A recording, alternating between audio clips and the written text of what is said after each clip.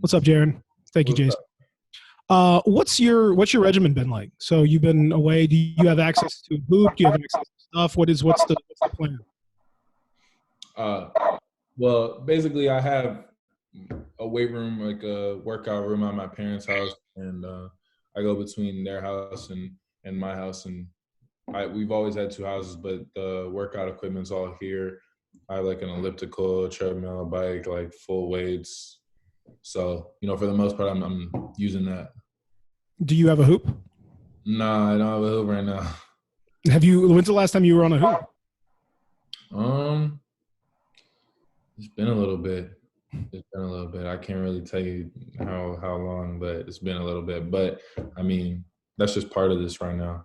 It's just going to be less of everything, and like we know that when we come back, we'll get the amount of time to get back and get ready. But for now, you just got to keep your body in shape, and if you got to kill yourself on the treadmill, and go do it. Thank you. All right, we will go to Mike Wallace. All right. Jaren, I just wanted to, obviously, good to see you again, man. I just saw you a few hours ago last night. But listen, man, when you look at some of the scenarios that they're talking about being in play with regards to going into a bubble scenario, playing in Vegas or Orlando or somewhere like that, being a young player, how do you think young players would adjust to something like that, seeing as though they were in those environments not too long ago in Summer League and in the AAU circuit? Do you think younger players, particularly yourself in this team, might adjust to that better if it comes to that part of it? Sure. Can you rephrase it for me? Rephrase the question. My bad. Kind of. I was just saying that if the league has to come back in the bubble format, having to play in like a Vegas or an Orlando where all the teams are in together in one site, being as though you guys aren't that far removed from to do that. Yeah. Being as though you guys aren't too far removed from having to do that, do you think younger players might adapt better to that sort of AAU environment with, a lot of teams in one gym and not necessarily having to focus on some of the distractions and stuff like that? I mean, who knows? Maybe. I think but everybody at some point has really played AAU or a form of it, whether you were overseas or not. Like you played a certain type of amateur basketball that is kind of like that. So it will definitely remind you of it, bring back memories. I don't think it'll make it any real different. You still gotta go out there and play the game, and we'll do what's necessary to prepare each game. So I think everybody would be fine, honestly. All right, Parker Fleming. Hey, Jaren, hope everything's been going well. During this time, have there been any players that you've been watching and trying to study as a way to take some elements of their games and implement it into your own? Yeah, I mean, I watch some of my dad's old games. So when we watch together, we watch how Tim's getting the ball in the post, how it's working, how they're playing with each other, a lot of that stuff. And obviously guys that are playing now like Anthony Davis, you look at how big guys are moving and how you kind of look at all positions though, just because in our offense, I find myself in different positions on the floor. So I'm taking little things from everyone's game as I'm watching. But Tim, AD, probably David Robinson. Yeah, those guys are forces. KG, those guys are forces. But I've been looking at them since before this, so this probably wasn't anything that new. All right, Philip Dean. Hey, Jaren. Glad you and you're doing well in the family. We're just studying. There's a lot of talking about the Michael Jordan documentary, The Last Dance. Something you're going to learn from him, and what are things you're watching right now from the documentary that you want to learn from it? Well, mentally, nothing phases MJ. There's nothing that'll phase him. Nothing's going to stop him from going out there every night and doing his absolute all to win. So I just think his mentality is something you have to admire and take away for sure.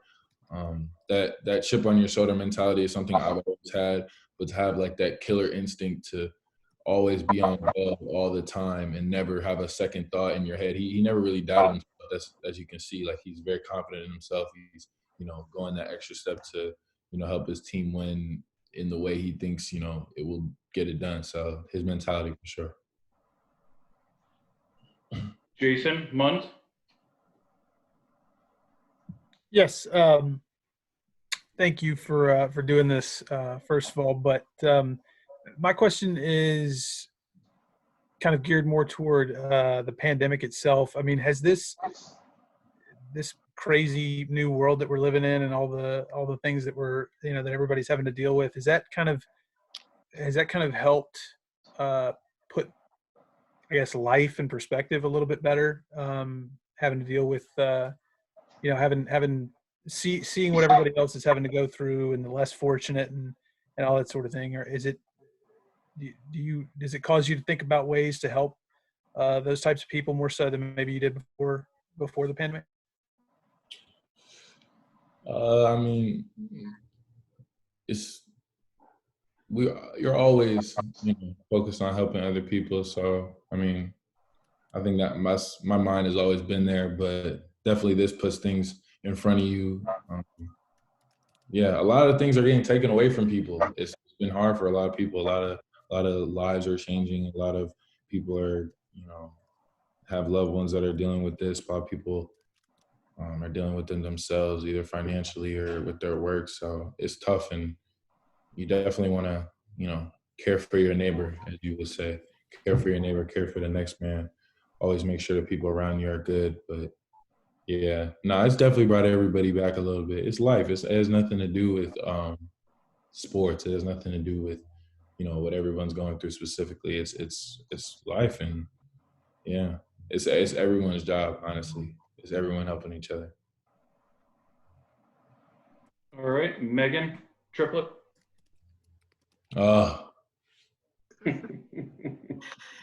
Hey, Jared. Just a few hours ago, the news about Coach Ivy, about her leaving the Memphis Grizzlies, she was named Notre Dame's next women's head basketball coach. What can you just say about hearing that news and just what she's meant to you over this last season? Yeah, I'm so happy to hear that. I heard that this morning as well. She's about to go crazy at Notre Dame.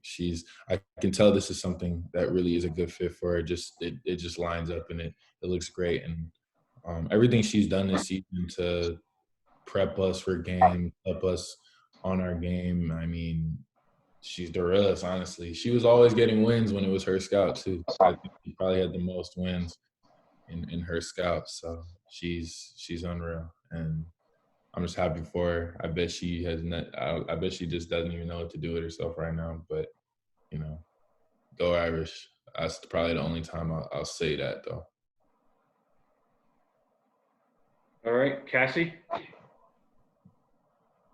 Hey, Jaren. I know a lot of people are interested in your music career that you have budding. First off, when did you really get into recording and stuff? Who do you draw your inspiration from? And then follow up with, can we get an example, a little demo? Yeah, I mean, I've always freestyled, my whole life, just with my friends, with my roommates in high school and with my roommates in college. So yeah, we were always rapping. And then Miles Bridges, really, when we were rooming together, he was always writing music, and I never got into writing because I wasn't very patient as a person. So then after I got out of that and kind of just tried it, and then tried recording a little bit more this year, I just I saw it come together more, and I was getting more comfortable with it. So yeah, a lot of my stuff is it's just based off kind of how I'm feeling. Music relates to basketball so well. It gets us ready for everything. And stuff I listen to is the stuff I like to make, because I always want to make stuff that I think is my favorite stuff. So I listen to probably a lot of Juice WRLD. I listen to a lot of Lil Key, Gunna, Young Thug. Some stuff that's really more I don't know how you say it, finesse, slime, stuff like that. But that's mostly what my stuff sounds like in itself. Can we get a demo? Right now? Yeah. Am I allowed to do that? Yeah, Shoot. it's up to you. All right. Bet I didn't know I was doing that. Hey, Devin's on here. I didn't know I was doing that, bro. I swear. Oh my god. I'm about to do it though. Yeah. I mean, we only got time. Ain't nobody do anything. Everybody stay right in your seats. You know. Yeah. Let me play a song.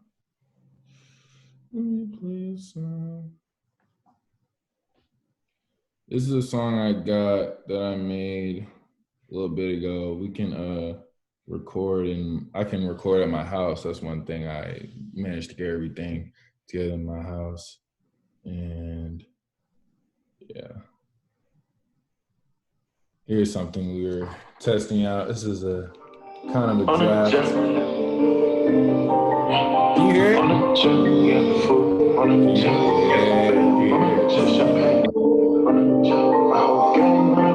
Rumors a lot, they can see what a bad dude. It's true, but it's old news. Stripped down, I might just cut enough from two. Try one and we both move. If I lie to her face and I don't wanna fix it. Play games in the haters. The fuck on the line and you owe me a favor.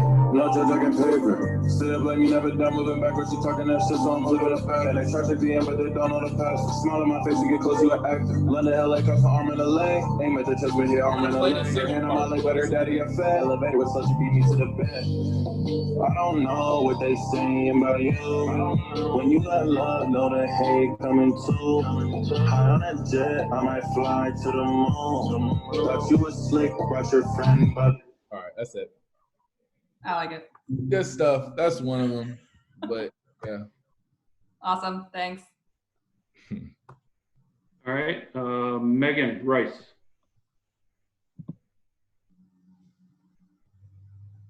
You hear me? Yeah, we can hear you now. Awesome. Thank you. Jaren, obviously when the league went on hiatus, you were getting close to making a return. Just how much added frustration did that bring to you, knowing, you were just that much closer to returning? Yeah, I was pretty heated, honestly. I was just mad. I remember the day I was just not happy about any of it. I was right there. Yeah, but that's how it happens, man. That's the virus doesn't really wait for anybody. It's taking everybody off guard. It's kind of messing up everybody's schedule. So, yeah, that's how I'm feeling. I'm feeling like how y'all feeling. All right, and Anthony.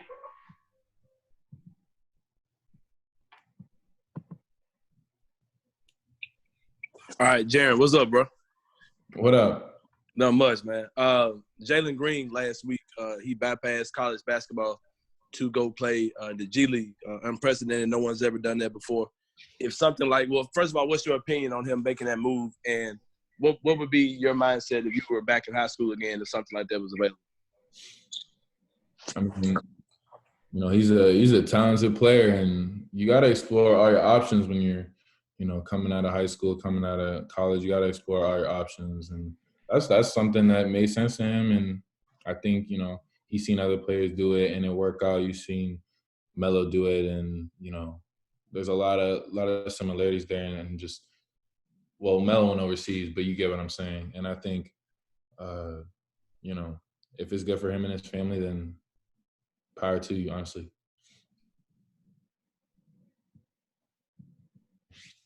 All right, let's go Jeff Hawkins. Hold on, let me.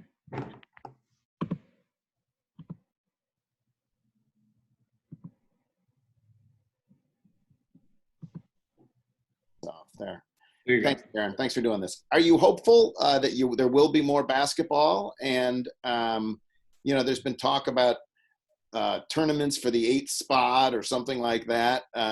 Would you like to go straight into the playoffs, or what are your thoughts about starting up again? I mean, whatever. I'm down just to play. Honestly, I'd rather just play. So I know there's talks about like if they need games before the playoffs to get us ready for the playoffs, if they want to just hop right into it. Either I would be cool with honestly either, but I mean we're in the playoffs, so I'm biased. I'd rather just run it.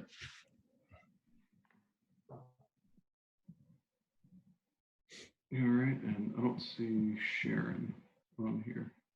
So we will go Devin. Devin, you have a question, right? There you go. All right, Jaren, I know you've been sitting around the house a lot. What have you been watching? How you keeping yourself busy during quarantine? I know you're making music. What have you been watching during quarantine? I mean, Ozark came out again, so Ozark for sure. I watched Money Heist. Yeah, I was fire. Shoot, I mean, I went back and watched South Park too. I even watched that, and that's not even new. You can just find yourself surfing random stuff. I finished Naruto. I finished Death Note for the 50th time. So, yeah, there you go. All right, just to let everybody know, we have like 5 minutes left. So I'm going to circle back around. Meghan Triplet had another question.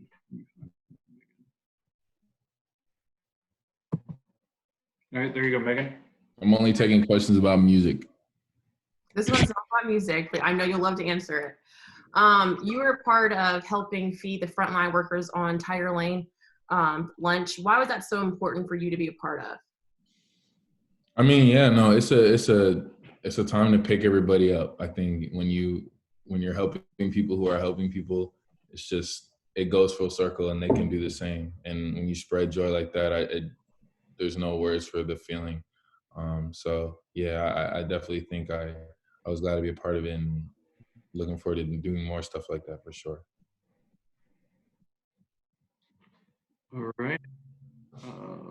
Next, we're going to go back to Megan Rice.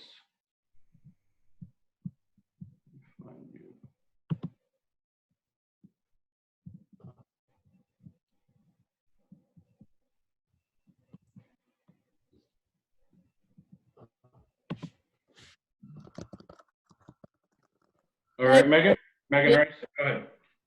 Hey, Jaren, with the uncertainty of the future of the season, what are you remembering most about the season?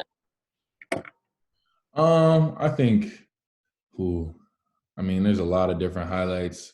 I can just remember all we did to get to this point. I mean, having a 7-game win streak, with a long homestand, going on winning some big road games, just the energy that was carried to different arenas when we came there, I just think was insane. You just get to see more and more fans just out there. And yeah, I just think the whole season was just energy, and it was great to see. Peter? Hey. So Jaren, what's been the relationship with you guys and coaching staff, teammates?